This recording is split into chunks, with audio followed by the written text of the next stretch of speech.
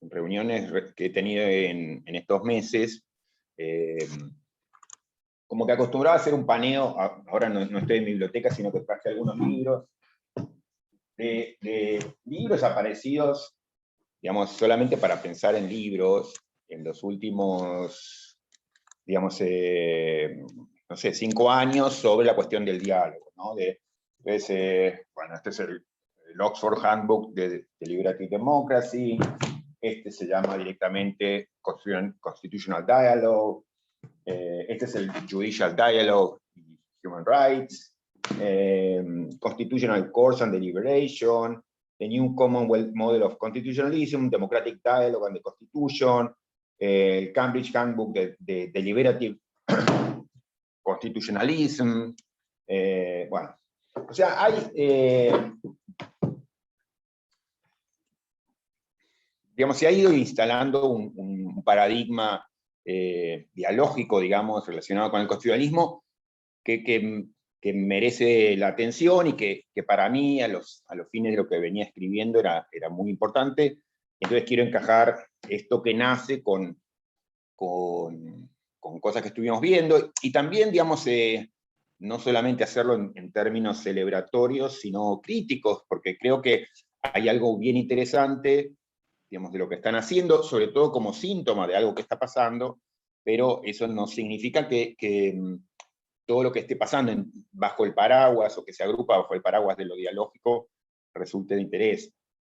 Una primera cosa que diría sobre esta cuestión del paradigma, es que, bueno, no sé, a mí me interesó insistir en que en las últimas décadas, yo creo que ha ido cambiando y merece que cambiemos el ángulo digamos, de acercamiento a los problemas, que creo que giró durante muchísimo tiempo, y con buenas razones, tristes, pero buenas razones, en torno a la idea de los derechos humanos, los derechos constitucionales. Creo que, sobre todo, si uno piensa, digamos, en mediados del siglo XX, y ve a muchos de los maestros que hemos leído, digamos, de Zaffaroni, Ferraioli, digamos, con gente también de una generación determinada, yo creo que han estado, insisto, con buenas razones, pensando el derecho desde la crisis de los derechos, desde la crisis radical de los derechos humanos, desde el genocidio.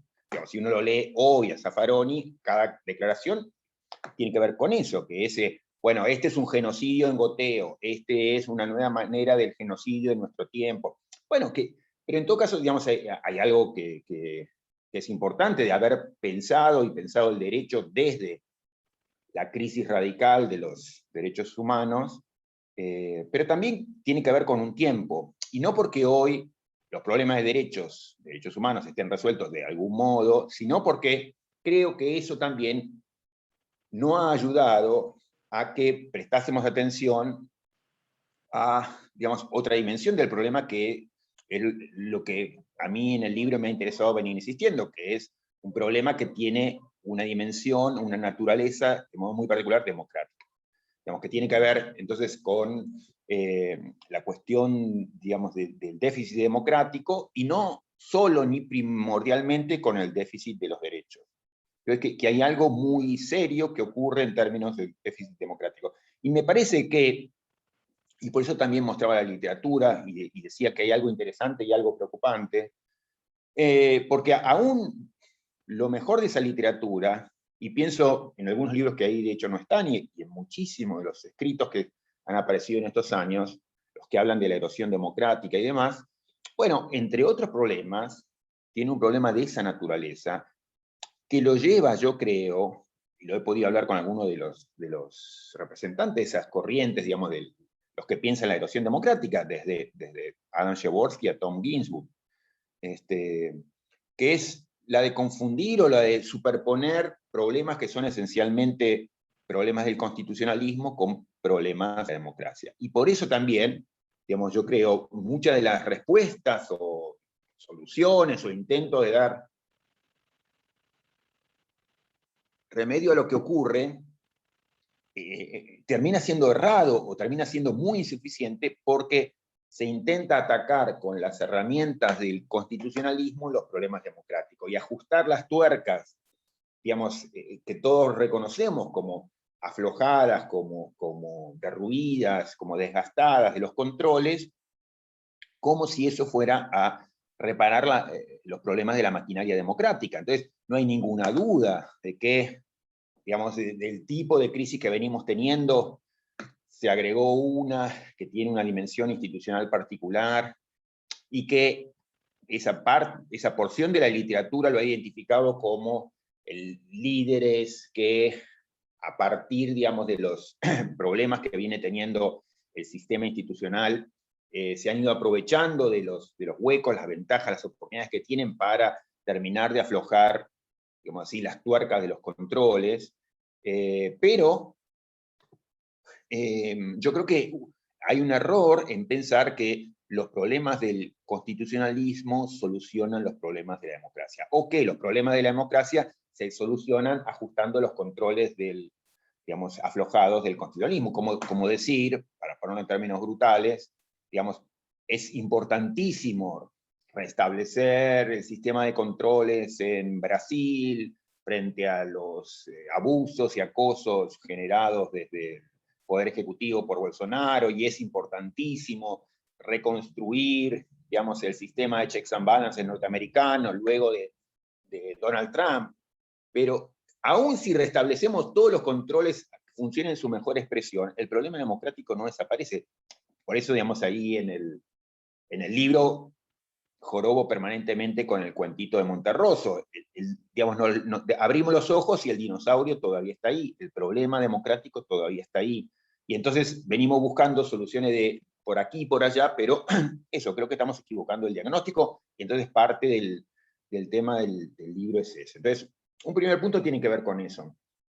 Dos, es que yo creo que, digamos, está aquí hablando en realidad de dos porciones de la literatura que están vinculadas entre sí, pero que no son lo mismo. Uno tiene que ver con la literatura sobre la erosión democrática, y otra, la literatura que mostraba al comienzo en esos libros sobre el constitucionalismo del diálogo, que creo que comparten el mismo problema, digamos, de no reconocer la gravedad y la seriedad del aspecto democrático de lo que está en juego, y qué es lo que, en todo caso, uno requiere a partir de eso.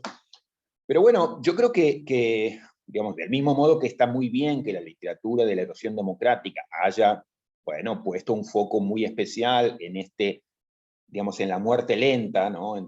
Digamos, la diferencia entre lo que fueron las muertes violentas, súbitas, de los golpes de Estado, y el pasaje a estas muertes lentas, y qué es lo que implica. Creo que también hay algo interesante y positivo, digamos, en el mismo surgimiento de esta literatura en torno al diálogo constitucional, sobre la cual digo alguna cosa más enseguida. Pero, digamos, el hecho de que hayan aparecido tanto desde de la política institucional como desde los tribunales, modos de respuesta diversos, pero que muestran una preocupación por, ya sea favorecer mejores y más aceitados intercambios entre los poderes, ya sea la inclusión de voces que habitualmente quedaban fuera del sistema institucional, y todo eso, hay una batería digamos, de mecanismos y prácticas y decisiones puestas en juego, conforman un mundo nuevo que el constitucionalismo ha abordado como, bueno, aquí hay algo distinto que emerge, que tiene que ver con esto del constitucionalismo dialógico. Y lo primero que diría sobre esta porción de la literatura que aborda ese tipo de novedades es que hay algo muy bueno allí, porque primero, digamos, implica identificar apropiadamente que hay un problema que tiene su origen en esta ansiedad democrática, digamos, o lo que algunos llaman una angustia democrática, que también se identifica como la fatiga democrática. Hay un problema que tiene que ver con eso. Está muy bien el reconocimiento de que hay decisiones, iniciativas que se pueden tomar y que están al alcance de la mano, y que ayudan a abordar algunos de esos problemas. Es muy importante también ver que hay reformas institucionales imaginables y que no son enloquecidas, ni implican incendiar todo, ni dejar todo de lado, que digamos, pueden funcionar bien en ese sentido. Entonces, está bien ver que parte del problema tiene un origen democrático, que hay cosas que hacer y que se pueden hacer y que son asequibles, que pueden ayudar a expandir, digamos así, el alcance de algunas de nuestras preocupaciones democráticas, tanto en términos de inclusión, como en términos digamos, de discusión, de intercambio entre los distintos poderes, etcétera. Entonces, hay algo interesante ahí. Pero yo creo que cuando uno mira, digamos, efectivamente ahora que ha pasado tiempo, que ya tenemos, que ha ido decantando, digamos, algunos de estos caminos se han ido asentando, que la tierra, el polvo ha bajado, bueno, uno puede ver, bueno, pero ¿qué quedó? ¿Qué tenemos? ¿Qué se va configurando? Bueno, y uno ve, digamos eso, ¿no? Lo atractivo de la promesa, esto que hay algo que se empieza a vislumbrar, que es apropiado vislumbrarlo, y los límites. Y los límites creo que tienen que ver con algo que en el libro es muy central, que tiene que ver con esas preguntas de, bueno, esto va en una dirección que es promisoria, pero tenemos que pensar finalmente, o no olvidar nunca, o no soltarle la mano nunca a las preguntas de por qué nos interesa el diálogo y qué tipo de diálogo nos interesa, ¿no? Porque no es que cualquier cosa, entonces, ahora que llamamos diálogo, merece luz verde o merece que consideremos que van en el buen sentido. La literatura ha tendido a identificar dos, digamos, prácticas y dos iniciativas como orígenes posibles, como digamos así, momentos fundacionales de este diálogo,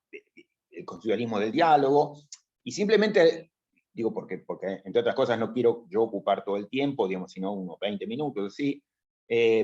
Los menciono porque efectivamente tienen y merecen ser reconocidos como momentos fundacionales, pero ni la literatura piensa que todo se agota en estos elementos, ni creo, digamos, que sean las únicas iniciativas que merecen ser discutidas. Pero, digamos, por ejemplo, Tashnet, que es un constitucionalista que yo creo que, digamos, que ahora está retirado más bien y que ha hecho un papel importante en esto de, bueno, mostrar al menos una preocupación por pensar el constitucionalismo más allá de la frontera de Estados Unidos y abrirse a experiencias y prácticas que aparecen en América Latina, y todo eso es interesante. Bueno, en ese sentido, yo creo que ha hecho un lindo aporte al constitucionalismo, y él dice, digo, esto es tan arbitrario como otras opciones, bueno, yo creo que el constitucionalismo dialógico nació en una fecha determinada, que es cuando apareció la cláusula del no obstante en Canadá, entonces en los 80. Y esa cláusula que, como sabemos, digamos, le vino a permitir a la legislatura insistir en lo que había dicho frente a una decisión adversa de digamos, la Corte, lo que sería aquí la Corte Suprema, ¿no? Entonces, frente a una decisión adversa de la Corte Suprema, el legislativo puede decir, no obstante, esa es la cláusula no obstante, no obstante, digamos, esto que se ha dicho, voy a insistir por los próximos 5 años con esta iniciativa, etc. Bueno, y esa idea, digamos, que en Canadá vino explicada y justificada, sobre todo por un tipo de dramas que ellos se enfrentan, que tienen que ver con la diversidad geográfica, lingüística, digamos, que tiene que ver con la cuestión federal, finalmente. Bueno, digamos, en un momento fue, digamos, sí, no revolucionario, pero sí muy interesante, porque era muy distinto. Otra vez,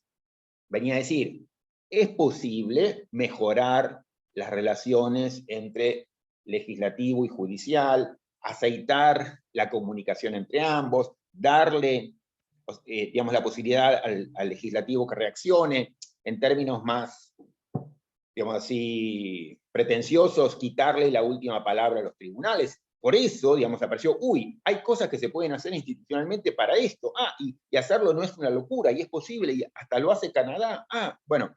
Entonces, en ese sentido, digamos, esa pequeñita iniciativa tuvo un papel fundacional en esta corriente. Y lo mismo uno podría decir de otro elemento, otra decisión, otra iniciativa importante, que para mí es el otro, digamos, son finalmente dos anécdotas, pero dos anécdotas individualmente relevantes, una vinculada con la política, el Notwithstanding Clause canadiense, y otra vinculada con una decisión judicial, que es el caso Grootboom, digamos, el de Sudáfrica.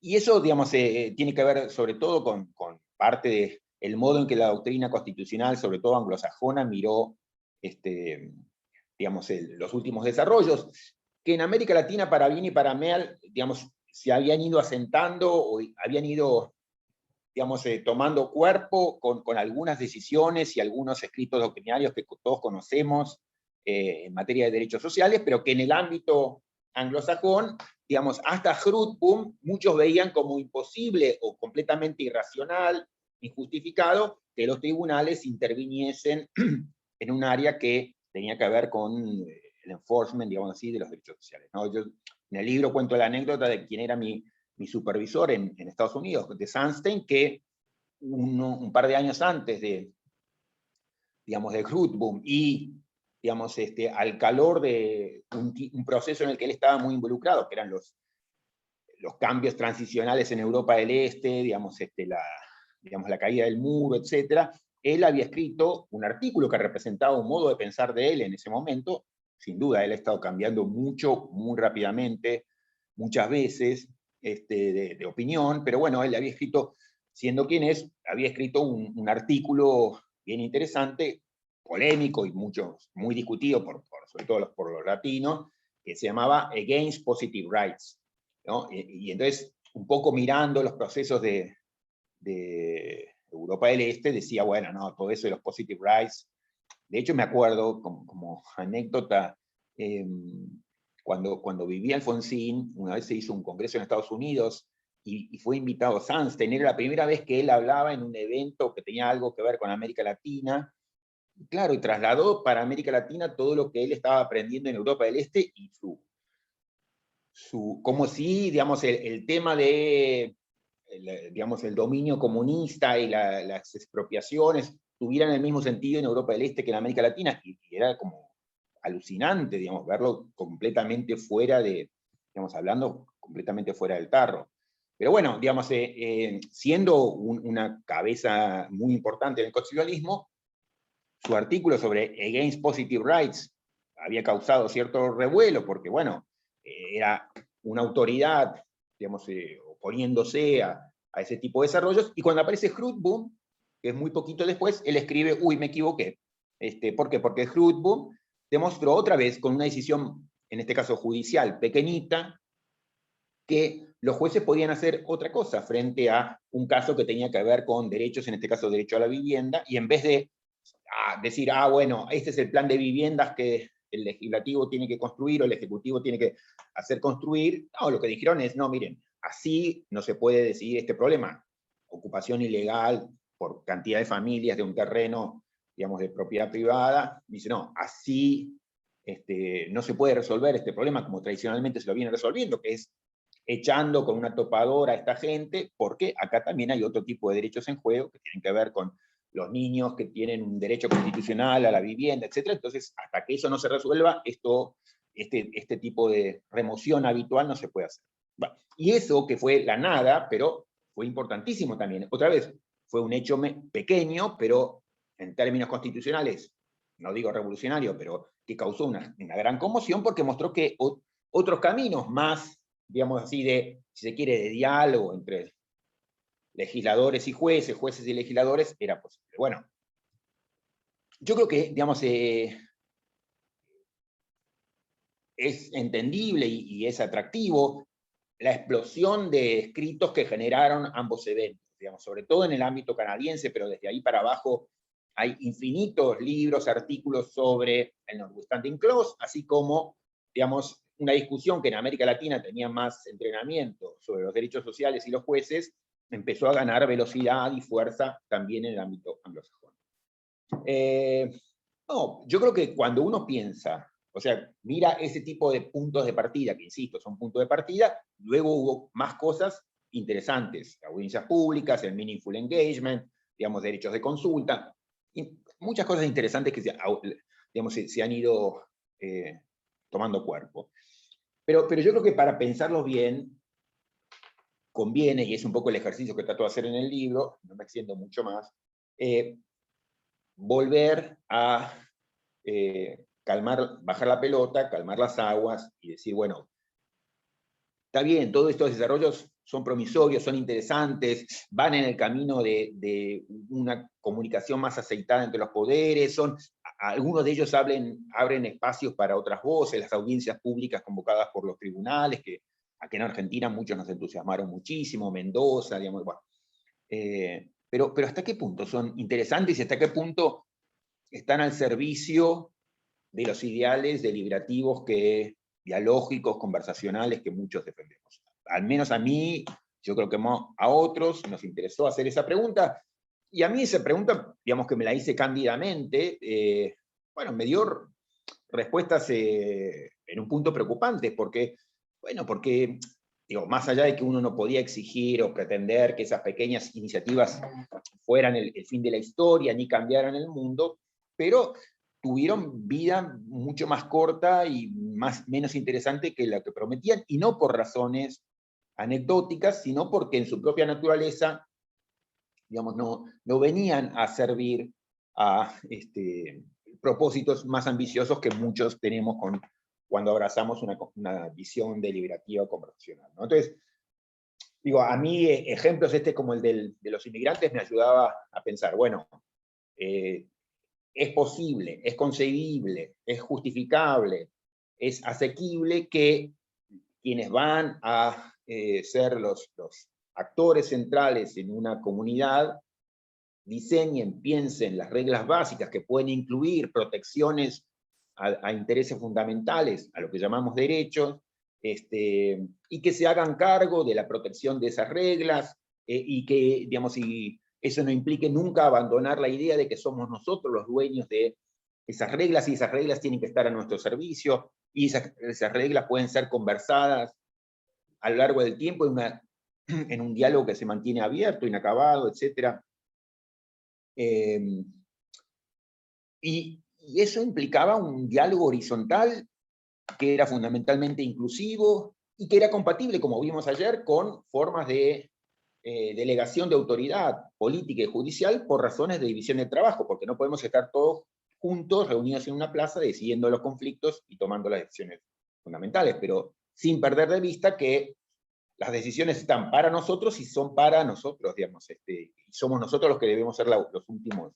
Y eso no en un sentido metafórico, ni en un sentido como hoy se lo usa, bueno, el pueblo es la última autoridad, pero el pueblo se perdió por las alcantarillas. Bueno, y entonces si uno ve, digo, tomándolo con la modestia y de que esas iniciativas merecen ser vistas, pero bueno, está claro, y yo creo que aún para la doctrina más tradicional empezó a estar claro, aunque no siempre, que bueno, que iniciativas como la Notwithstanding Clause, primero que no sirvieron ni siquiera a sus propios propósitos, en el sentido de que no funcionó bien.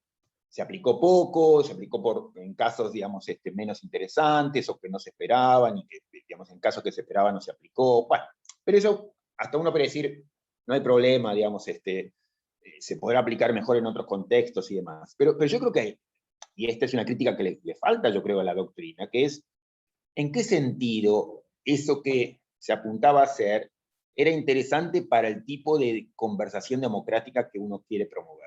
Porque la verdad es que, en mis términos, esto lo que hace es, en el mejor de los casos, darle al legislativo la posibilidad de pegar su golpe sobre la mesa después de que la justicia pegó su golpe sobre la mesa.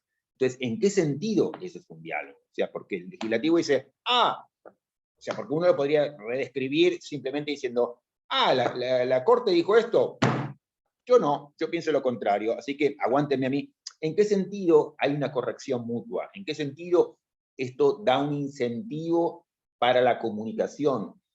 Entonces, por un lado eso, aquí en términos de diálogo hay algo muy importante, central, que parece faltante. Y después yo diría, digamos, eso me parece crucial, que en términos de diálogo no hay diálogo. Pero algo mucho peor sobre quiénes dialogan, digamos, es, pero es extraordinario para mí que aún parte de la doctrina más interesante, progresista, digamos, entre comillas, constitucional, ve con buenos ojos desarrollos como el del Notwithstanding Clause, bajo la idea de que ayer lo poníamos en términos de el Waldron, el Congreso es la última estación democrática. Y entonces, no es que por división del trabajo, digamos, él decide, pero bueno, la decisión del fondo es del pueblo. No, ahí termina la cosa, y no hay por qué ir más allá. Y entonces, no solamente que en términos de diálogo, ahí lo que uno ve lo puede perfectamente redescribir como un nuevo golpe sobre la mesa, que no da ningún incentivo para la mejora mutua, porque uno, digamos, la idea de la conversación es, yo matizo, digo por qué, vos decís por qué, yo te contradigo, nos tratamos de corregir, cambiamos de opinión, nada de eso hay. No hay ningún incentivo para que eso se produzca. Entonces, no sé por qué es diálogo, y segundo, diálogo entre quién. Ese es el tipo de diálogo que uno...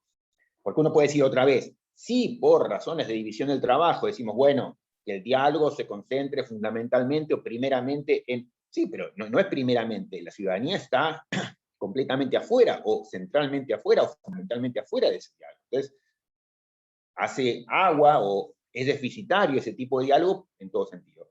Y la tradición que abre Hruitboom, yo creo que tiene el otro tipo de problemas, que es, qué bueno, digamos, que abrió esa posibilidad otra vez. Hay mucho para elogiar en Hruitboom.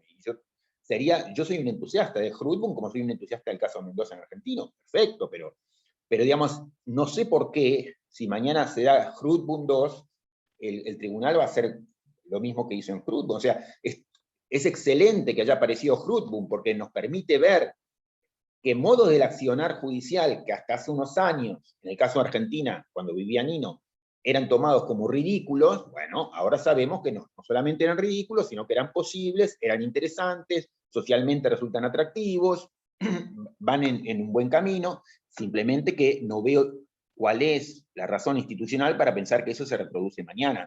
Y en el caso de Sudáfrica, que, digamos, ha sido habitual que nos ofreciera el derecho sudafricano, en particular la Corte Sudafricana, que tiene una cantidad de gente extraordinaria, o que ha tenido una cantidad de gente extraordinaria,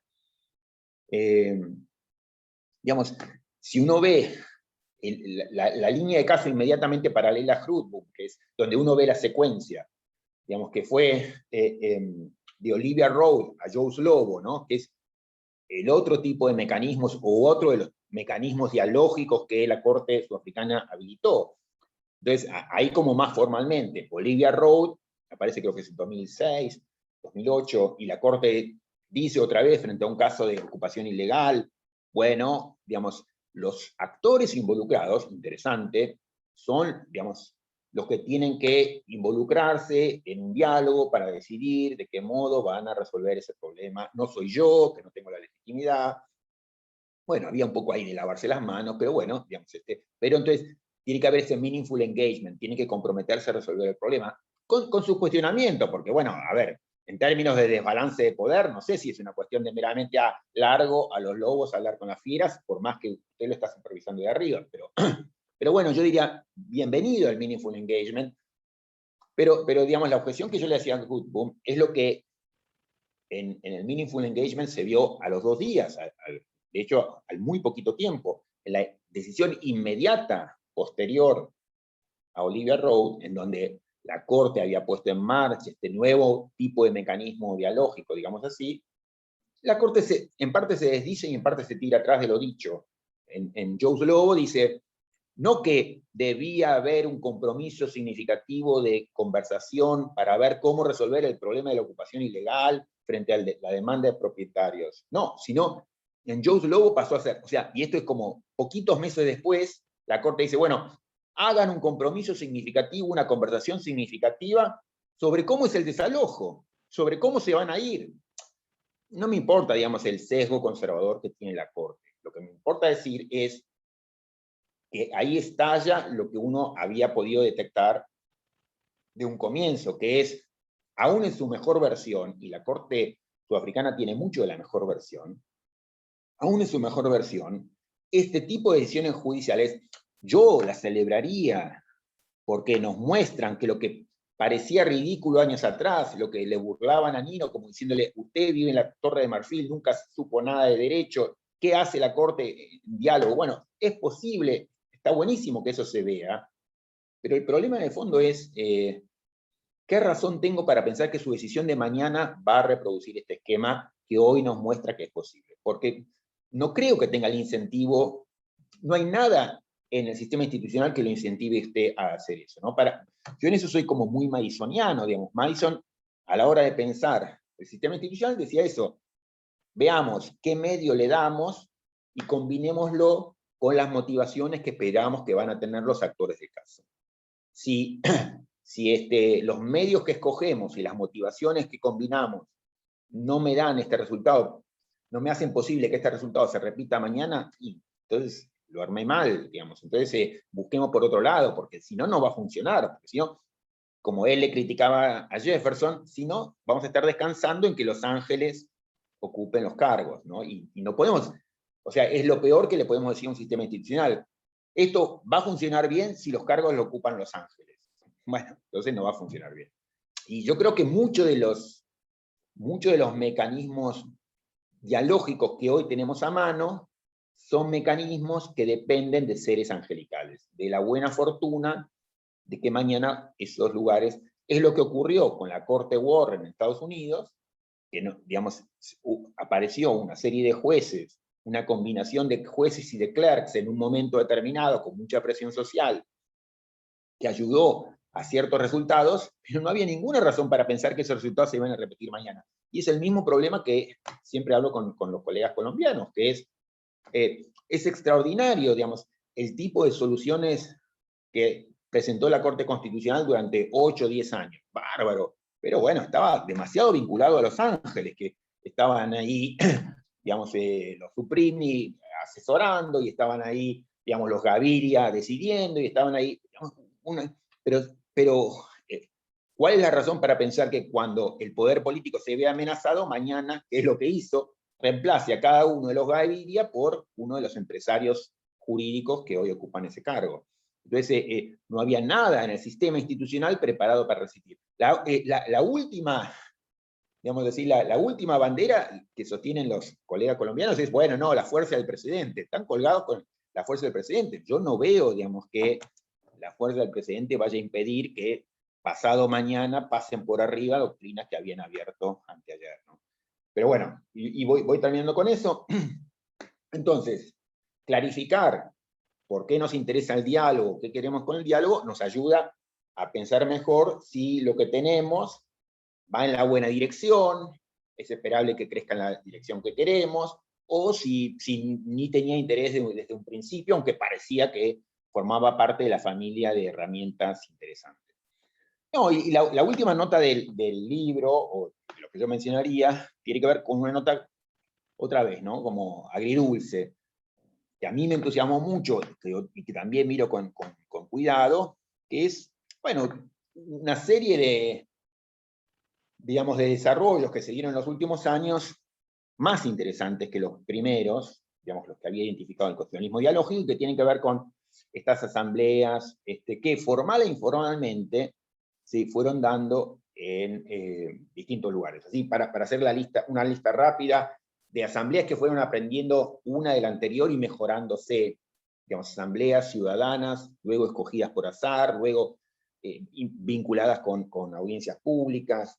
Australia 98, British Columbia 2005, Ontario 2006, Holanda 2006, bueno, el proceso islandés 2009-2013, Irlanda 2012 sobre matrimonio igualitario, Irlanda 2016 sobre aborto. O sea, ha habido una serie de desarrollos bien interesantes sobre formas más horizontales, donde el protagonismo lo tiene la ciudadanía, donde se van perfeccionando los modos de intervención de la ciudadanía, que yo creo que muestran eso, muestran que, digamos, y este es un punto para mí importante, la conversación entre iguales no es ya parte de la utopía ridícula, abstracta, lejana, sino que son herramientas asequibles que están a la vuelta de la esquina y que pueden ayudar a el tipo de pretensiones que tenemos los que tenemos este tipo de visión de la conversación democrática, que pone un punto muy importante en la inclusión, otro en la discusión, en el cambio de opiniones, en los matices, etc. Algunas cosas, digamos, rápidas, digamos, de evaluación y termino. No, una es que ante la objeción obvia, la más ploma de todas, la más boba de todas, que, bueno, este es europeo, no, tiene que ver con países exóticos, no, esto tiene que, Islandia, ya está, se terminó la discusión, o sea, esto es una ridiculez, digamos, no, son países muy pequeños, no, son países europeos. Bueno, ha habido procesos interesantes también en América Latina, desde las audiencias convocadas por alcaldías en Bogotá, por ejemplo, una que estuvo muy comprometida con procesos de debate público. Habíamos hablado ayer de los cabildos constituyentes en Chile, que en un país en donde se asumía, no, la gente es apática, después de Pinochet nadie quiere participar, de repente estaba todo el mundo participando o queriendo participar en temas de discusiones constitucionales. Habíamos mencionado el caso de Uruguay también, de modo muy distinto, pero fue una conversación que yo diría sobre, digamos, la conversación sobre cómo lidiar con, digamos, los crímenes de la dictadura y las atrocidades digamos, de las violaciones masivas de derechos humanos, y una conversación que se mantiene abierta después de décadas y que ha implicado la intervención formal e informal de ciudadanos y los órganos establecidos y formas también plebiscitarias, pero imbricados en un proceso de discusión muy amplio, que es para mí una excelente muestra de una conversación abierta e inacabada, formal e informal, sobre temas de gravedad pública, con lo que quiere decir, hay en América Latina cantidad de ejemplos, o también hay en América Latina ejemplos asequibles de experiencias de diálogo imperfectas, pero que muestran que aún en este tipo de contextos hay mucho que se puede hacer en términos de mayor inclusión y mayor discusión. Siempre presenté en términos muy entusiastas las discusiones que se dieron en el 2018 en Argentina sobre el aborto, también, obviamente, movilizados por un movimiento social feminista muy importante, de mucho raíz, sí, pero eso junto con el hecho de que, digamos, una discusión que se expande, que es horizontal, que es interclasista, interpartidaria, y yo creo que, digamos, eso, que me quedaría con eso, que lo ocurrido, aún con sus tremendas limitaciones, muestra algo más interesante y promisorio. Y en eso me quedo, que es, primero, contra lo que afirma y viene afirmando la doctrina hace tanto tiempo, que, pongamos así, la doctrina ferrarioliana de división entre derechos y democracia. No, los ciudadanos del común podemos involucrarnos en discusiones sobre derechos fundamentales, constitucionales básicos, no solo sin problemas, de modo espectacular. Uruguay sobre derechos humanos, Argentina sobre el aborto, Chile sobre reforma constitucional. La idea de que no, las cuestiones de derechos son cuestiones tan importantes que tenemos que dejarlas libradas a los jueces. No, digamos, es bueno, es posible, es interesante y es fantástico que podamos abrir esas discusiones y sobre todo esas discusiones a procesos de discusión pública. No, es imposible, no, es perfectamente posible, es completamente asequible. No, la gente en los procesos de deliberación o en los temas así difíciles no se involucra. No, se involucran decenas de miles de personas. No, bueno, pero no se interesan. Sí. No, pero no se informan. Se informan perfectamente. Digamos, a mí me tocó ir a las escuelas secundarias a hablar del aborto, los estudiantes sabían de derecho internacional más que uno, digamos, estaban perfectamente informados. No, pero cuando está involucrado la identidad o cuestiones religiosas, la gente no cambia de opinión. Cambia de opinión perfectamente sin ningún problema. Y es más, y esto también forma parte de lo interesante, y por qué valoramos la conversación. Discutir el aborto, lo peor que podemos pensar es que se trata de sí o no. Mañana votemos, hacemos un plebiscito aborto, sí o no. No, todo lo interesante es los matices. Es, yo sigo siendo abortista o antiabortista, pero me di cuenta de que, no, bueno, si esta mujer es una mujer violada o no, me di cuenta que esta es una niña, me di cuenta de que... Entonces eso es matizar las opiniones. Entonces es salir de el modo, aún el modo participativo que se nos ha enseñado. La única manera de participar es un plebiscito. que reproduce los problemas del voto que habíamos identificado en la primera reunión. Digamos que es un voto que es completamente inexpresivo de los matices, inexpresivo de las correcciones mutuas que nos podemos hacer, o de los, esto sí, pero esto no, digamos. No, pero si está involucrado la iglesia o el poder de facto, entonces la gente no cambia de opinión. Para nada, digamos, políticos de primera línea cambiaron de opinión sin ningún problema. Mi familia, de origen religioso y sin estudios secundarios, cambiaron matizaron perfectamente su opinión. Entonces, hay mucho bueno que ya ocurrió, digamos, y que desmiente, digamos, la idea de que, por ejemplo, no sé, algunos de mis colegas en filosofía del derecho, digamos, que trabajaban sobre la idea de la ignorancia racional, los textos de Buchanan, etc., ¿no? La gente es ignorante porque es racionalmente valioso, digamos, no informar. No, se informa perfectamente sobre cuestiones que le tocan cerca, y cuando reconoce que, después de la cantidad de vidrio que hemos masticado, reconoce que la invitación que se le hace a participar en ese diálogo no es una invitación que se le hace para cerrarle después mañana la puerta en la nariz. Entonces, no, creo que hay algo interesante allí. No me parece el fin de la historia, no me parece la utopía realizada, me parece que existen caminos posibles. La gran nota y tremenda para mí nota de escepticismo, y con eso termino, es que, otra vez, no mascamos vidrio y sabemos que este tipo de arreglos y este tipo de alternativas, soluciones, etcétera, bueno, en todos lados, y muy en particular en contextos de desigualdad, digamos, corren el riesgo recontra obvio de que sean colonizadas, de que sean recapturadas, ¿no? Entonces, el riesgo de que lo viejo impida lo nuevo, o bloquee lo nuevo, o mate o sofoque lo nuevo, es altísimo.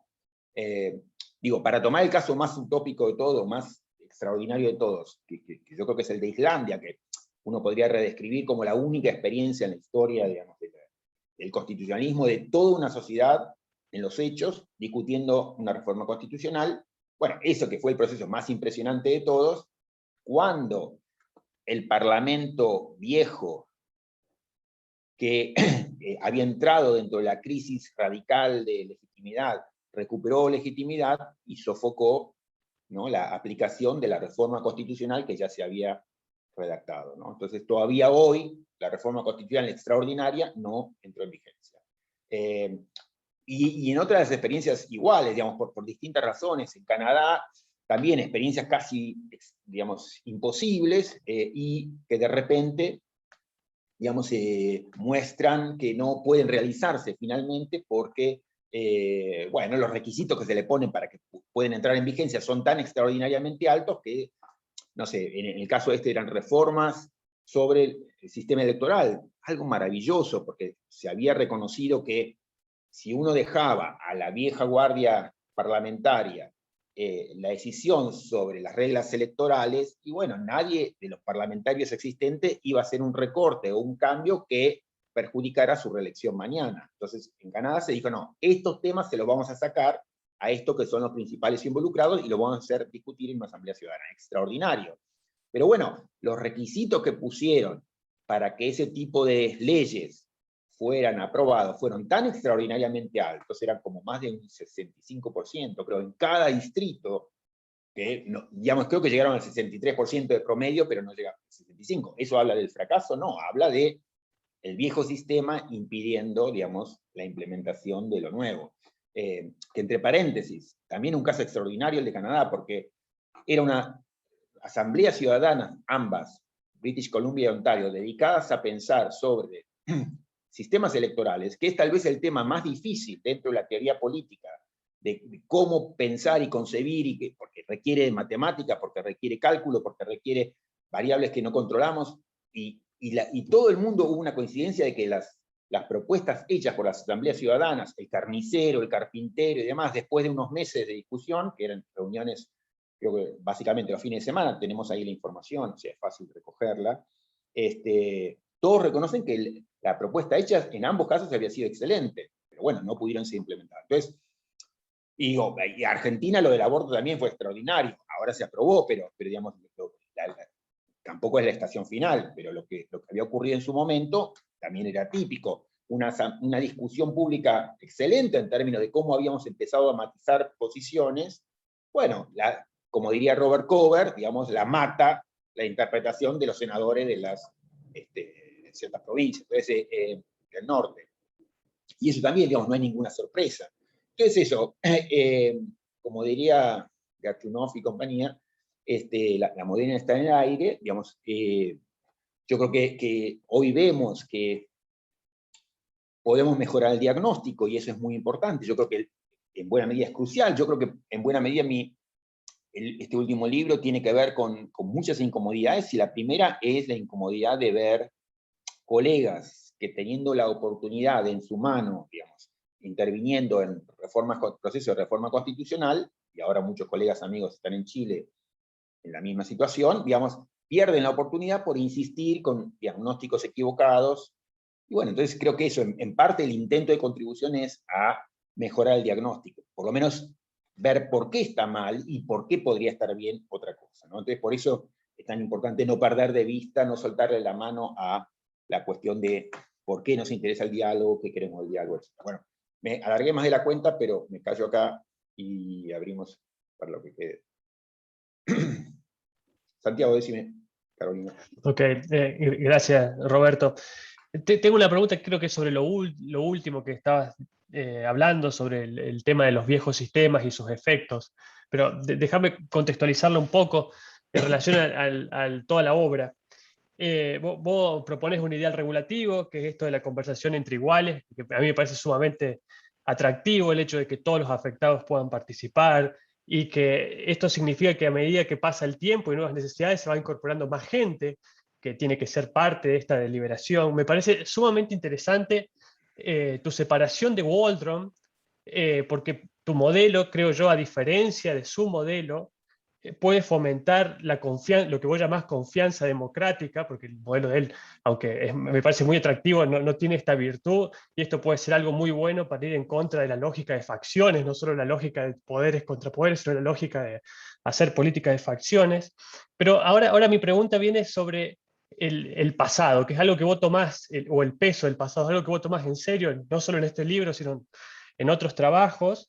Y vos recién acabas de dar cuenta de un problema, que es cómo las viejas estructuras pueden limitar los resultados o las nuevas experiencias deliberativas, ¿no? Y ahí vos eso lo tenés en cuenta y das respuestas a ese punto. Pero estoy pensando en otro aspecto del pasado, que son las ya parecía lo que lo pregunté la primera vez, pero voy a darle otro marco, que son los efectos de las injusticias históricas, ¿no? Y entonces ahí pienso obviamente en un tema que me interesa, que es, y en Latinoamérica, que son el de los pueblos originarios. Eh, entonces ahí las preguntas que se me ocurren son, bueno, primero, ¿qué medidas tomar para fomentar la confianza democrática con los pueblos originarios, por ejemplo? Y después, ¿qué respuesta se le puede dar o podemos dar si quizás algunos grupos, pueden ser los pueblos originarios, no quieren estar en una comunidad con los que no son los pueblos originarios? Estoy pensando en dos ejemplos que vos pones en el libro. Uno es el del padre autoritario, que en un momento es tolerante. Entonces yo digo, bueno, un grupo históricamente oprimido puede ver a los miembros no indígenas de Argentina como ese padre históricamente autoritario que hoy quiere ser tolerante, pero sabe que al final va a pegar un puño sobre la mesa. Y el otro ejemplo que se me ocurrió era pensar de nuevo en los inmigrantes y el barco, y que los pueblos originarios en esta metáfora vendrían a ser como los dueños del barco, y después vinieron unos inmigrantes y dijeron, no, ahora el barco yo me lo apropio, vos podés estar acá, pero bueno, sos parte de las reglas. Y bueno, después pasan muchos años, décadas, y le dicen, ah, bueno, ahora sí, ahora conversemos como iguales, ¿no? Y a lo mejor dice, no, yo, discúlpeme, pero ya a esta altura no quiero. Bueno, ¿qué podemos hacer desde tu... No, no es sé si súper es una importante, pregunta no, es justa, súper pero me importante. interesa Dale. genuinamente la respuesta. No, a ver, yo distinguiría entre temas y sujetos. Creo que la otra vez había insistido con algo sobre lo cual insistiría aunque sea un minuto, que es, en términos de los temas, ejemplos como el de Uruguay, inclusive el de Argentina con sus infinitos problemas,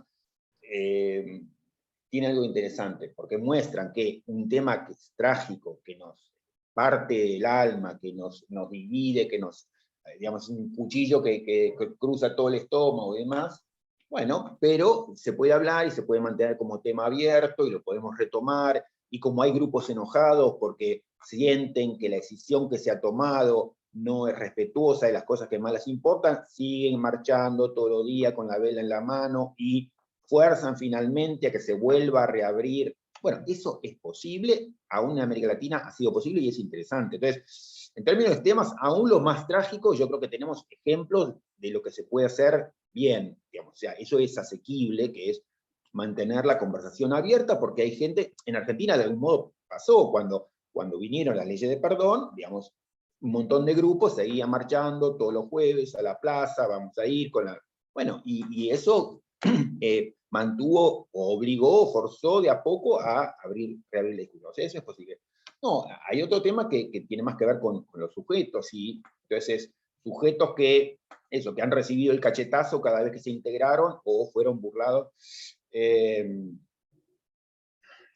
Yo creo que también tenemos, o sea, a través de, no sé, por ejemplo, eso, ¿no? Toda la historia, eso es lo que te interesa a vos y vos sabés mucho más que yo, pero toda la historia que yo tomaría con pinzas del convenio 169 es un poco eso. Entonces, mi intuición es, ¿no? Ha habido un montón de desarrollos y un montón de idas y vueltas, pero mi intuición es que cuando advierten que la invitación es una invitación seria, bueno, van dando pasito a ver qué pasa. Cuando advierten que es lo mismo de siempre, se van y dicen, no me vuelvas a jorobar nunca más. Entonces, en ambos casos, yo creo que se ve que es posible, que en determinadas condiciones, digamos, ese diálogo es atractivo aún para esa gente que sufrió cachetazos todo el tiempo. Qué sé yo, en Argentina, cuando la Corte Suprema invita, digamos, a aborígenes del Chaco, bueno, digamos, después los vuelve a maltratar, ¿no? Entonces, otra vez lo mismo. Entonces, que se resistan, y es producto de esto, pero me parece eso, me parece que aún en temas muy difíciles, y aún con grupos que han sufrido sopapos permanentemente, golpes permanentemente, cuando se abre la puerta y se muestra alguna genuinidad, si no puede decirlo así, eso se vuelve a ser posible, ¿no? Eso da esperanza, ¿no? Lo que hay es eso, es mucho del viejo sistema que, eso, como en el chiste o como en el cuento digamos, del sapo y el escorpión, ¿no? Está en la naturaleza de la corte volver a picar, o sea, vinieron los aborígenes, se sentaron ahí, van a escuchar y los vuelven a maltratar, como que está en la naturaleza, pero eso, a mí me da expectativa que cuando se abre una oportunidad y se le huele genuina, bueno, vuelven a intentarlo, ¿no? Eso, aún grupos muy... Puede haber algunos que no, pero yo diría que es la ultra minoría, ¿no? Pero bueno, me quedaría ahí, para así damos más lugar a más gente. Carolina. Sí, bueno, primero para decirme que tu libro me ha resultado muy provocador, muchos temas, he disfrutado mucho de la lectura, y hay algo específicamente que quiero conversar con vos, que nunca hemos tenido la oportunidad, sobre qué lugar le das a los mecanismos de democracia directa en tu propuesta. O sea, tu propuesta democrática es una propuesta de una democracia robusta, en donde obviamente está importante, bueno, los requisitos de la igualdad, de la inclusión de todos los afectados y ese proceso de diálogo denso y prolongado. Pero entonces podemos pensar los mecanismos de democracia directa en decir de estos procedimientos o institutos políticos regulados por medio del cual la ciudadanía toma decisiones que son vinculantes o no en las urnas. Es un voto secreto universal que se debe decidir por temas, no por gente. Entonces, en relación también al drama de nuestro tiempo que mencionas en el libro, que es el déficit democrático, uno podría pensar una interrelación entre los usos de mecanismos de democracia directa, como acabo de definirlos, y la relación con los minipúblicos, o sea, previo al proceso de tomar la decisión que haya este proceso. Porque también los mecanismos de democracia directa podríamos pensar y al final, si son vinculantes, también es una parte importante del proceso de toma de decisiones que la decisión sea vinculante. No es que cierre el debate, pero sí un momento. Y también Otro más específico es las iniciativas ciudadanas de referéndum, donde es la misma ciudadanía que recolecta firmas, entonces posiciona el tema, lo pone, o sea, tiene un poder de agenda, no solo al final refrendar. Porque vos citas al inicio como casos el Brexit o el de los acuerdos de Colombia, que obviamente de la paz de 2016, ambos criticables y comparto, pero son ejemplos de malas prácticas, donde son típicamente quienes están arriba que quieren legitimarse, pero no necesariamente todos los casos, como el de Uruguay, por ejemplo, que funciona bien. Entonces eso sería. ¿Qué lugar le das en tu propuesta?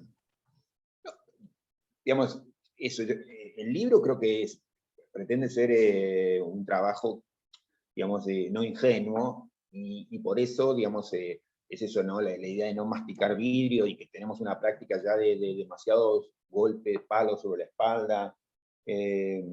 Y frente a muchos de estos mecanismos, lo que yo haría primero, o sea, yo vengo de esa tradición, de la tradición de los derechos sociales y la participación política, qué sé yo, pero ahora pongo unos relojes de despertador, unas alarmas gigantes al lado, porque, digamos, hemos aprendido mucho en el camino de la insistencia con que esos usos son abusados. Entonces vos propones, bueno, si esto estuviera atado, bueno, claro, y públicos, el tipo de asambleas, muchas veces vienen atados a formar referéndum final, después de un proceso de discusión, etcétera, que los hace más atractivas. Pero primero yo diría, una alarma gigante, dado lo que conocemos de la historia, ¿no? Que en situaciones de desigualdad, no es que hubo malas prácticas en Colombia, sino que pasó lo esperable, y es que el que podía abusar, abusó, porque está en una situación muy privilegiada.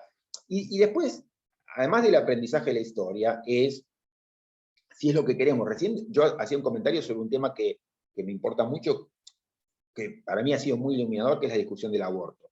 Si hacemos iniciativa legislativa para discutir el aborto, me parece perfecto, pero si la idea es, digamos, ¿qué queremos hacer con el tema del aborto? Hacemos la iniciativa legislativa y después vamos a ir a votar sí o no, o no, tú lo que dices es, no, lo instalamos en el Congreso. Bueno, puede ser, bien, digamos, en ese sentido, bien, pero digamos, no perder de vista que en esto, por qué nos interesa el diálogo y qué diálogo nos interesa, que en un caso como este, tenemos que romper la idea de que la cuestión es, ¿sos aborto o antiaborto? No, la cuestión es qué hacemos con los 800 matices que están en el medio.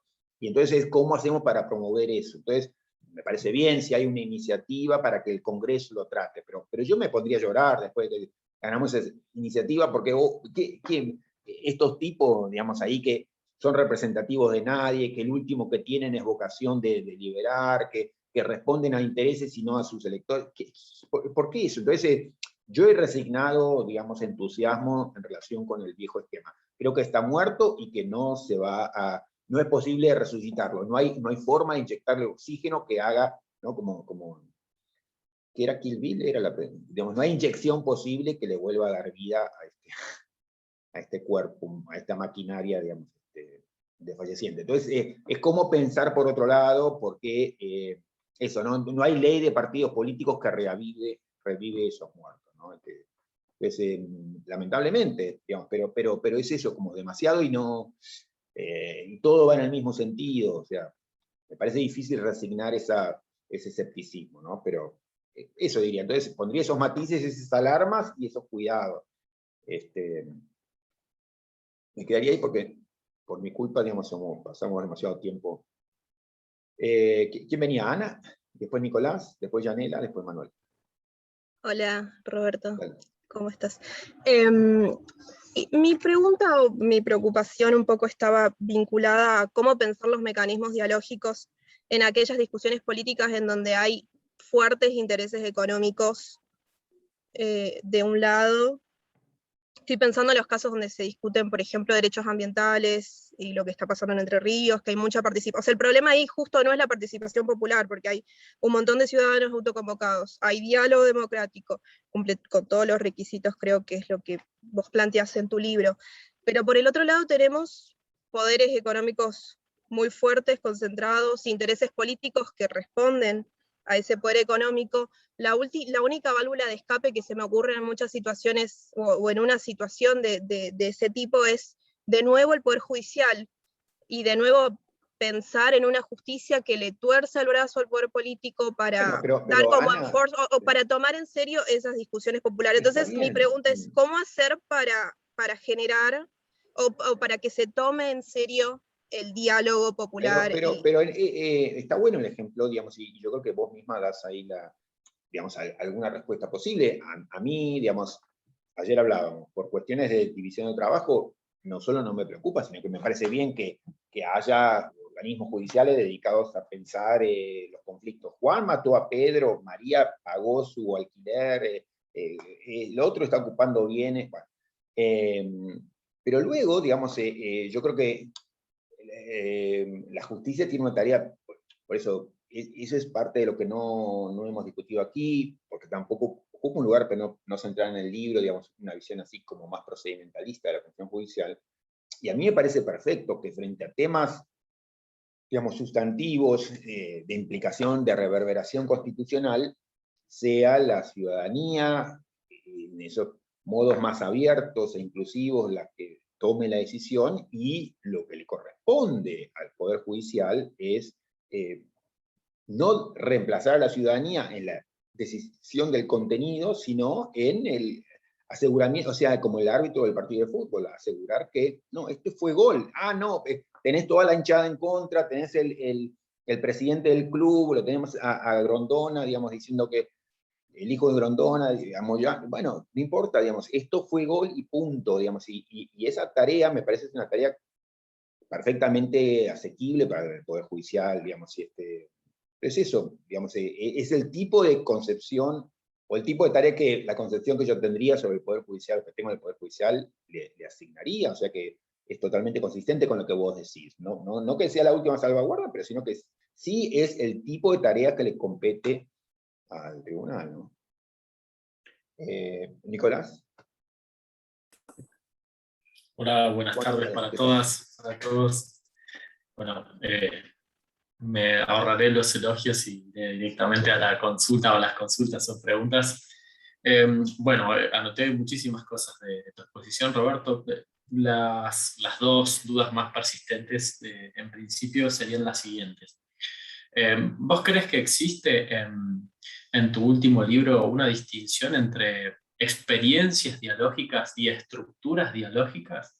Porque un poco en tu exposición algo surge de esto y me parecía como que sería hasta como un post-paper más que interesante, ¿no? Como un complemento así, un aditamento muy rico para nosotros comprender un poco mejor la propuesta. Porque creo que, nada, en estos dos pilares que basabas en uno en jurisprudencia y otro en legislación, surge un poco esto. Esta es una pregunta. Y si es el caso, ¿qué diferencias habría? O en tu juicio, si existirían algunas estructuras dialógicas que no solamente son experiencias y te parecen que pueden ser meritosas. Y en segundo lugar, un poco de la mano de esto, no, puede ser analíticamente separable.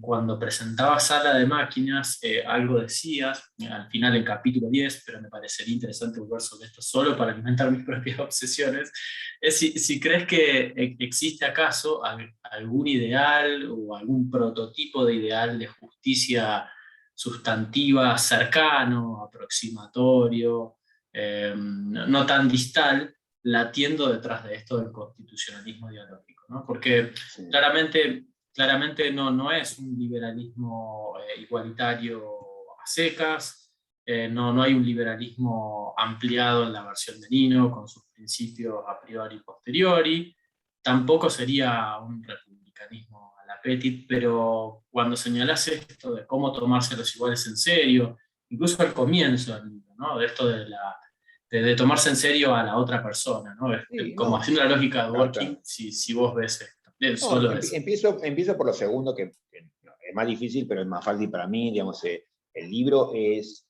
eso, como juntar los hilos en muchos de los temas que estuve transitando todo el tiempo, que incluyen las cosas sobre protesta, que incluyen las cosas sobre control judicial, interpretación, presidencialismo, y también, lo decía en la primera reunión, digamos, también las cosas que escribí sobre filosofía política, y esa expresión de la filosofía política que a mí me ha ido decantando, que forma parte de las grandes familias del igualitarismo, ¿no? Entonces, que está impactada por algunas, digamos, algunos compromisos republicanos, que está impactada por visiones que tienen que ver con el socialismo, que está impactada por Royce Dworkin, que está impactada por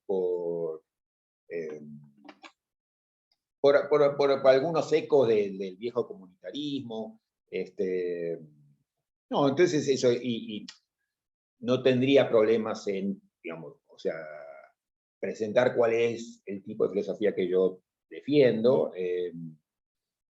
Digamos, en todo caso, entonces, para decirte sí, y si querés después, si a alguien le interesa, en otro contexto, tal vez hablar sobre qué rasgo tiene esa filosofía política, pero yo diría, tiene que ver con un igualitarismo de base también liberal, digamos, y en todo caso esto, ¿no? Lo anclo acá, que es algo sobre lo cual insisto en el libro y en los libros anteriores, que yo lo resumo en esta idea de autonomía individual, autogobierno colectivo, ¿no? Y eso muestra que hay un componente de liberalismo igualitario en esto de cómo querés vivir, tu religión, tu moral sexual, es cosa tuya, digamos, y nadie te tiene que jorobar, y hay un problema si la mayoría te quiere jorobar por eso, y al mismo tiempo eso no tiene que servir para degradar o aflojarle los componentes mayoritarios deliberativos al sistema colectivo de toma de decisiones, ¿no? Entonces, en esa idea del doble compromiso,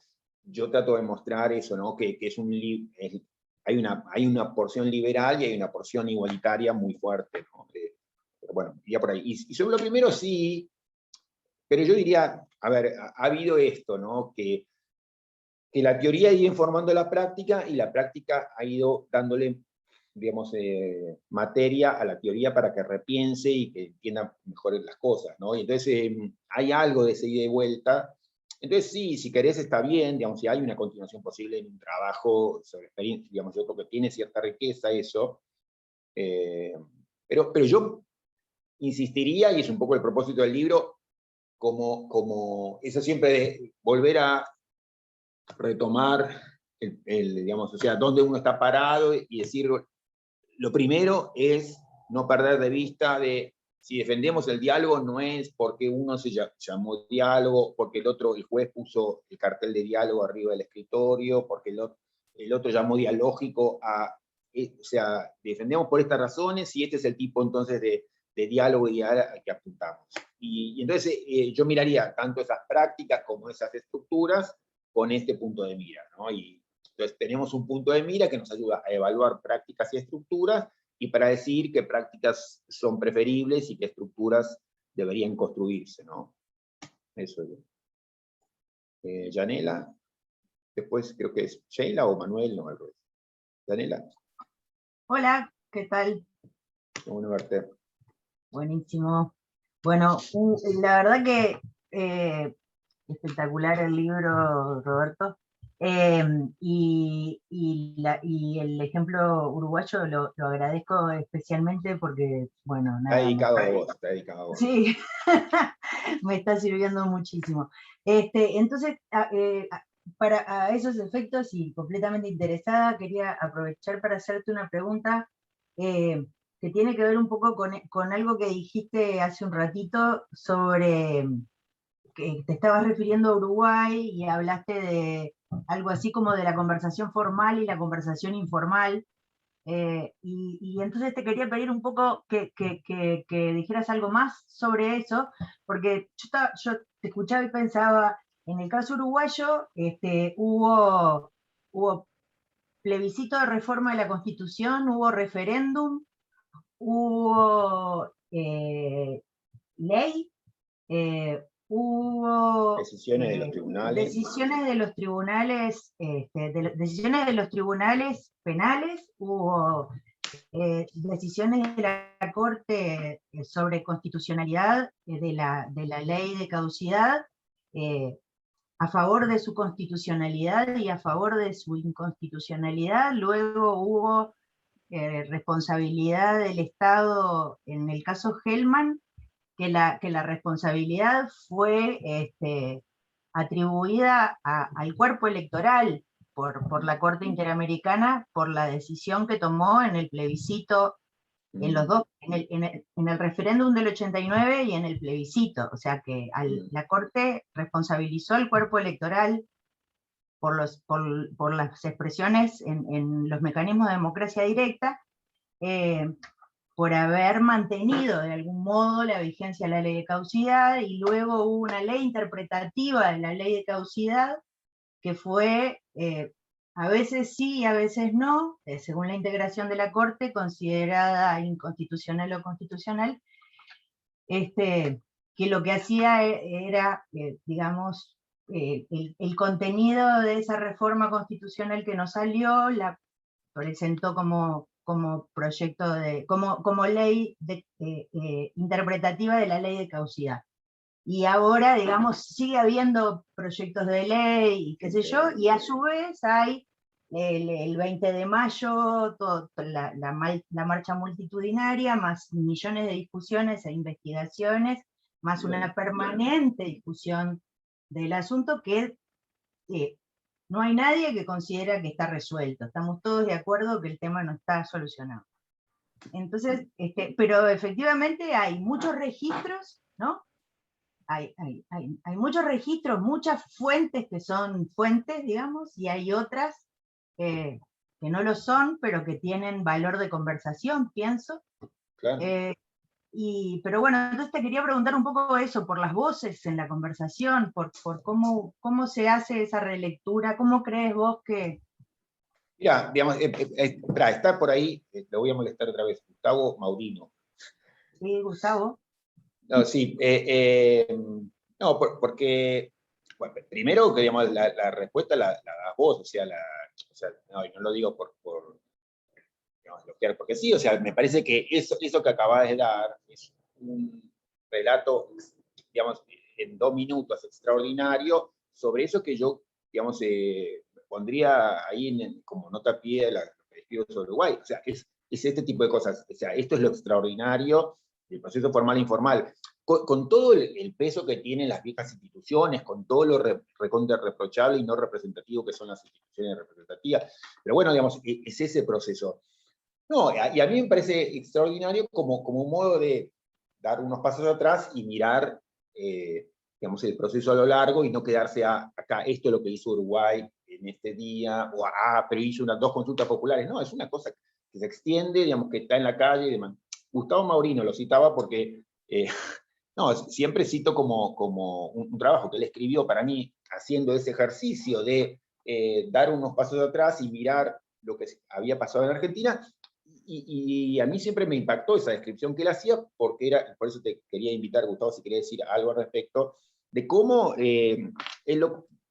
uno podría contrastar lo que vos decís, que me parece la mejor descripción resumida que uno puede tener sobre lo que ha venido pasando en términos formales e informales, con lo que Gustavo, para mí de modo también muy admirable, digamos, en un texto que apareció creo que en Teoría y Crítica del Derecho Constitucional, me parece, él escribe sobre el proceso argentino, al que describe como una conversación frustrada, o como una conversación con un montón de caídas, y que yo contrastaría con ese proceso abierto, inacabado, uruguayo, ¿no? Entonces, en Argentina, nada, a mí me había interesado hoy mismo marcar el valor que tiene y que ha tenido, digamos, eso, que viene la ley de amnistía y vuelve la gente a salir a la calle, o sigue saliendo a la calle, y se retoma la cuestión, pero veo, digamos, a lo mejor que hubo mucho de ese diálogo entrecortado, digamos, como con mucho puñetazo sobre la mesa,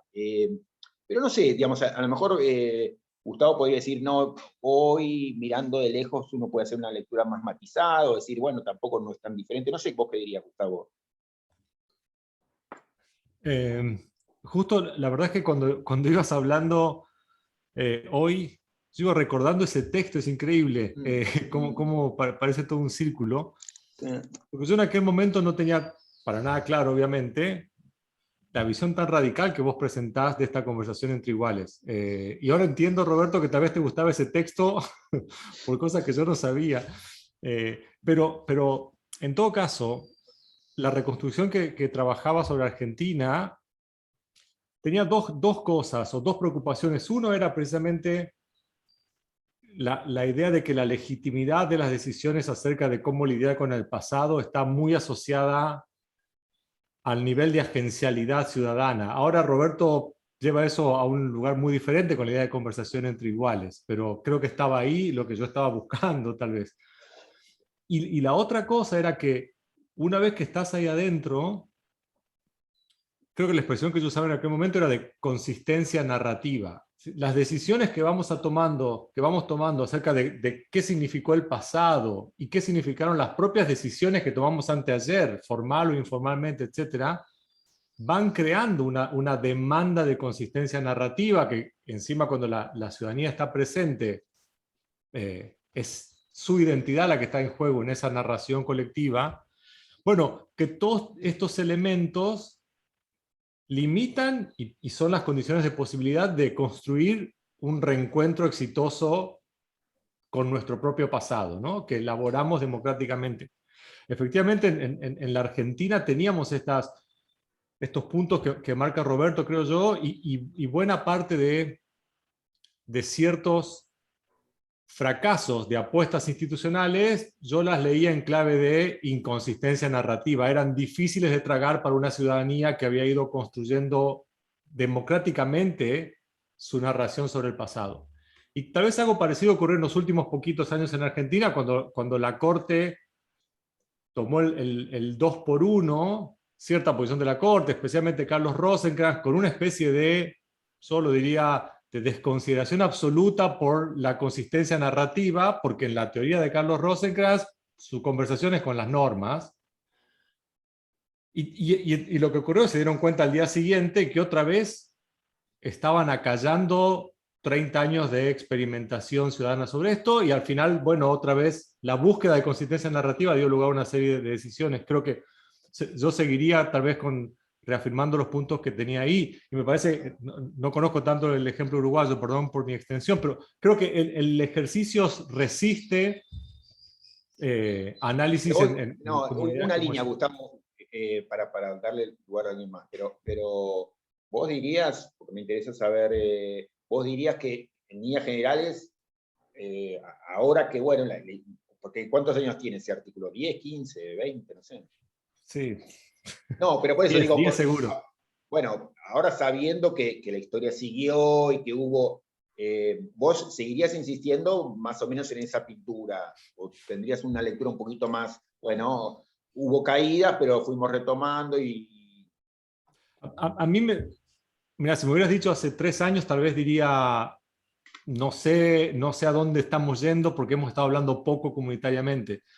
Pero retomando los episodios de 2 por 1, etcétera, diría que siguen estando ahí, que buena parte del punto era que el hito fundacional había sido el nunca más y los juicios. Y creo que la potencia narrativa de ese momento sigue todavía guiando buena parte de la consistencia, tal que cada vez que somos inconsistentes con eso, en algún punto,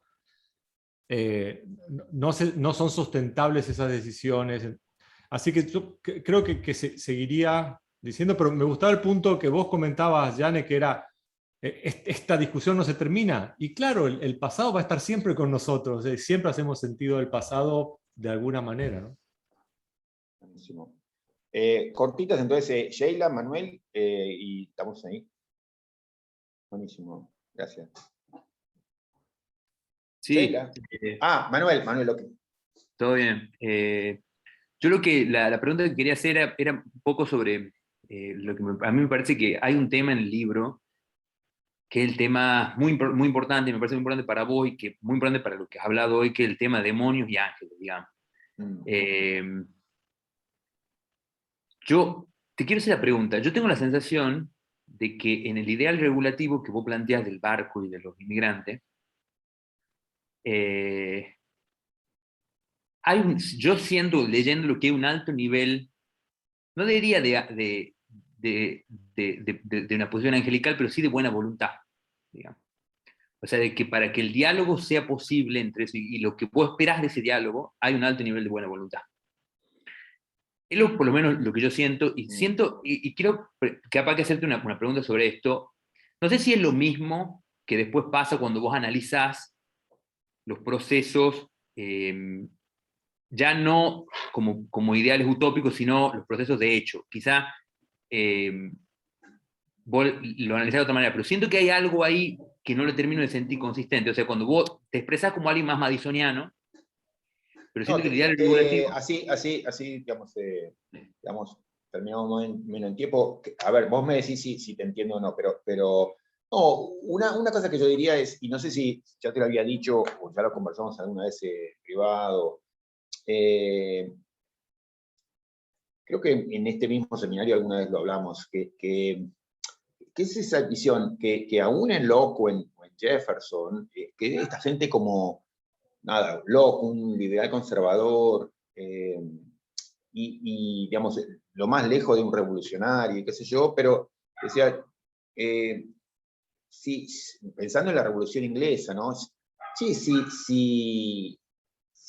o sea, así como él era el defensor del statu quo en un punto, bueno, es un consenso tácito, bueno, pero él, digamos, decía, pero ojo, si la gente en un momento se levanta, se pone de pie, sistemáticamente, digamos, ahí muestra que está enojada, que sale, bueno, para ponerlo en términos actuales, no digamos, che, uy, qué aprovechadores, o están jorobando, uy, les gusta salir a vaguear.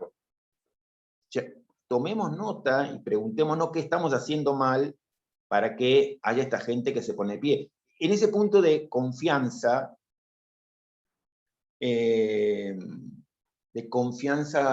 democrática, si querés decir, que no es ingenuidad, sino que es el reconocimiento de que la gente prefiere tragársela y estar tranquila en muchísimos casos, pero del mismo modo en que uno dice, bueno, muy bien, digamos, si no tengo que estar ahí empujándolo y poniéndole propaganda de participe, pero cuando, digamos, más allá de que yo creo que el sistema fácilmente, o sea, como esa cosa de que el carácter se forma endógenamente, y entonces, digamos, es posible, y sin un lavado de cerebro, dar incentivos a un mayor involucramiento ciudadano. Un incentivo fácil, que en Argentina ya lo tenemos muy tragado, es eso, voto obligatorio. No pasa nada si no votás, pero es un empujoncito a intervenir. Y hay mil otros, ¿no? De que uno puede dar algún empujoncito para la intervención. Pero digo, más allá de eso, hay mucho por avanzar en ese terreno de los incentivos. Hay un punto de confianza, y en Jefferson era todavía más explícito y más interesante, pero ya en Locke era suficientemente interesante, ¿no? Esta idea de, che, si la gente se levanta, se queja, qué sé yo, bueno, en vez de salir corriendo a decir, ahí están los aprovechadores, ahí están, es como van a ir, como van a hacer deporte, bueno, estos les gusta quedarse en la calle tomando frío durante 10 días seguidos. No, mirá, digamos, pensar, la presunción tiene que ser otra. La presunción es, estamos haciendo algo mal, hay derechos violados, veamos, ¿no? Entonces eso, no veo ahí ni una idea de angelical, ni de confianza ingenua, sino del reconocimiento de que es un hecho, y ya lo era en 1600, y lo era en 1700, y lo era en 1800, digamos, de que cuando las cosas nos tocan de cerca, digamos, nos tendemos a ponernos de pie, ¿no? Y entonces, más allá de que hay mucho institucionalmente que se puede hacer para promover la intervención cívica, digamos, hay mucho para hacer. Estaba Sheila y creo que estaba Alberto. ¿Tú habías levantado la mano, Alberto? Sí. Dale, ahora te concedemos la palabra. Sheila, decime. Es un breve comentario en relación a las preocupaciones que manifestaba Ana en relación a temas ambientales, que comparto las preocupaciones, pero mi visión es muy escéptica en relación a la justicia, en el sentido de que el artículo 32 de la LGA, de la Ley General del Ambiente, le concede a los jueces una potestad, digamos, amplísima en temas ambientales, o sea, le da permiso para ser activista, digamos, y los jueces cuando quieren, o sea, en el caso de Mendoza la usaron, o sea, usaron esas potestades, pero en 308, o sea, en muchísimos otros casos no, y dan la falsa apariencia de que una cosa es un leading case y a partir de ahora todos los casos iguales se deciden así, y no es así, es ese caso. Entonces, por otra parte, digamos, la cantidad de digamos, la Corte, el principal problema ambiental de la Argentina por su extensión y por su impacto, que son el tema de agroquímicos, la Corte en 2013 le cerró la puerta a la competencia originaria en un caso que era claramente interjurisdiccional, porque la competencia era de nación, el daño estaba en las provincias, hay ríos contaminados. Entonces, digamos, y otros casos que, digamos, pasan años, 3 años solamente para decidir quién es el juez que va a decidir en el caso. Llega hasta la Corte y la Corte, ¿qué dice? Por ahí es competencia originaria de la Corte, la procuradora dice es competencia originaria de la Corte, y 280. 3 años, solamente, y la minera ya hace 3 años que está trabajando. Entonces, el problema es que... Eso Sí, no, y por el otro lado, aún los casos exitosos muchas veces no lo son. Es decir, YPF le da la información, le va a dar la información a FARM sobre ambiental. Sí, le va a darle ahora la información ambiental de hace 5 años. ¿Qué haces con la información ambiental de hace 5 años? Hoy. Y hoy vas a pedir la información. O glaciares, ¿qué le dice? Todos celebraron el fallo de glaciares. ¿Qué le dijo la minera? O sea, ¿qué le dijo la Corte a las mineras? Ah, pero si usted dice que usted no está violando la ley de glaciares, ¿alguien le dice que usted está violando la ley de glaciares? Dice que usted dice que no. Bueno, entonces cuando alguien lo venga a molestar, bueno, venga a quejarse. No, está buenísimo, y en todo caso lo retomaría para decir, no, digamos, así como yo no pondría el problema son los legisladores, el problema no son los jueces, sino el problema es un sistema institucional que no, aún, digamos, en un sistema que regularmente funciona mejor, como, no sé, Corte Sudafricana que decíamos antes, la esencia del problema es la misma, que, bueno, si es un cuerpo de funcionarios, se llamen legisladores, se llamen jueces, que tienen muchos privilegios que están a su alcance, muchas ventajas del accionar discrecional, ¿y por qué van a, digamos, de un día al otro atarse las manos y decir yo empiezo a sujetarme a las fuertes reglas, o voy a dejar de jugar todas las cartas o tener todas las cartas guardadas en el bolsillo para jugar la que me encanta cuando tengo ganas, ¿no? Entonces, en ese sentido hay un componente estructural, digamos, que ayuda a explicar por qué en distintas latitudes, y de modos distintos, pero la naturaleza del problema es similar, no que todos los problemas surjan de la cuestión institucional, pero digamos, sin duda que problemas que aquí nos importan muchísimo tienen, entre otras causas, una muy importante de anclaje institucional, ¿no? Pero por eso los ejemplos que daba Sheila son buenísimos, y queremos leer tu trabajo y tu libro sobre la materia. Bueno, Alberto, decí, ¿cómo estás? Sí. Sí, me pareció muy importante la exposición de Roberto, que no solamente invita a la lectura de su último libro, sino que nos da ganas de participar en este nuevo paradigma del diálogo entre iguales. Y en ese sentido, el haber expresado permanentemente el concepto de matiz en ese diálogo entre iguales frente a lo que es la postura establecida. Mi pregunta es, ¿no correspondería la aplicación operativa de ese concepto teórico de oxímoron, como que es la manera moderna de unión entre los contrarios, y que facilitaría con buena fe intervenir en soluciones en asuntos controvertidos? Gracias. No, gracias Alberto por haber venido estos días, no, retomaría de lo que dices alguna cosa. Una es el valor de la cuestión de los matices. Efectivamente, detectas bien que hay algo importante en lo que digo, que expresa la idea de los matices, que es el enojo que el libro manifiesta con herramientas tradicionales como el voto, que no nos dan palabra y que no nos permiten los matices. Y es lo que acabamos de ver. O sea, es tan extraordinariamente imperfecto, limitado el voto como único mecanismo expresivo que hoy tenemos, que le ha permitido, perdón por el chiste, al presidente de la nación decir vamos a festejar el triunfo cuando había perdido. Pero eso es concebible no solamente porque es por la naturaleza de la persona, sino porque fueron las elecciones el domingo y todavía hoy estamos interpretando qué pasó. ¿Por qué?